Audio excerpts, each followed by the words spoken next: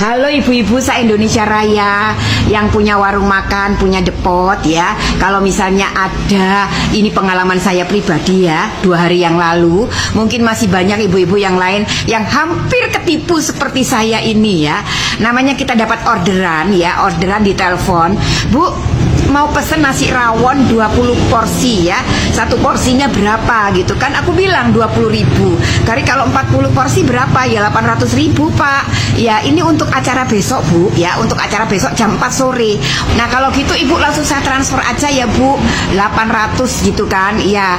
Kemudian beberapa menit kemudian orangnya WA lagi menunjukkan stroke transfer atau bukti transfer kepada saya. Ini Bu ya, sudah saya transfer. Ini bukti transfernya itu kemudian di foto dikirimkan ke saya. Di situ itu bukti transfernya 1.500.000. Loh saya kaget dong, kan bayarnya ke aku cuma 800. Ternyata kok ditransfer sama dia itu 1.500.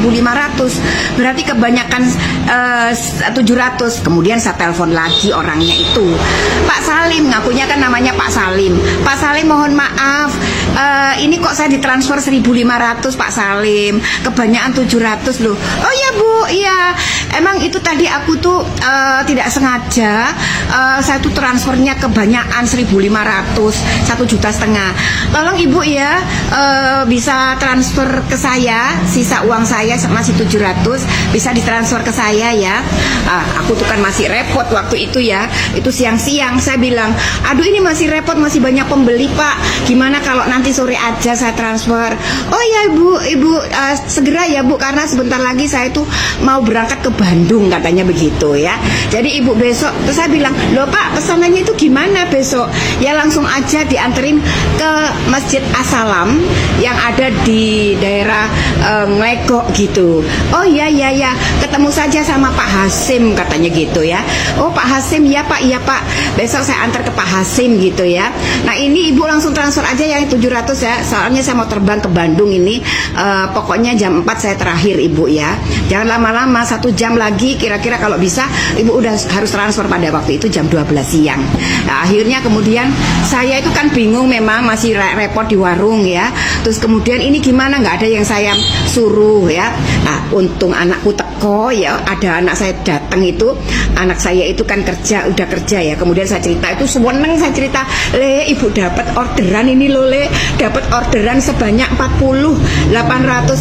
Orang mana Bu? Katanya untuk anak-anak yatim, besok pagi harus dianterin jam 4 sore ke rumahnya Pak Hasim di Masjid As-Salam gitu. Tapi sudah transfer loh dari tadi, sudah transfer Bu, iya. Tapi kok transfernya 1,5 juta. Nah ini yang 700 ini orangnya itu tidak sengaja kebablasan transfer Bu Le.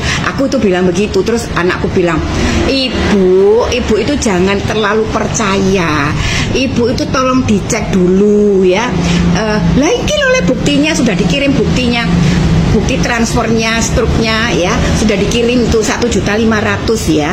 Nah ini kan berarti Ibu harus mengembalikan yang 700 ya. Ibu sudah cek di rekening Ibu belum ya Ibu? Sekarang cek aja, ini modus-modus penipuan jangan-jangan, karena banyak sekali yang begitu Bu.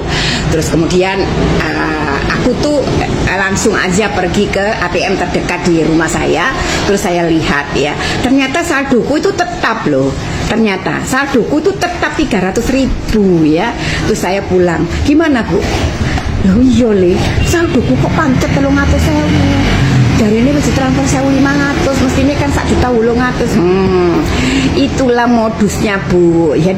Loh jadi stroke itu palsu Bu, bukti transfer itu juga palsu ya. Jadi bukti transfer stroke itu bisa direkayasa dengan kecanggihan digital itu Bu.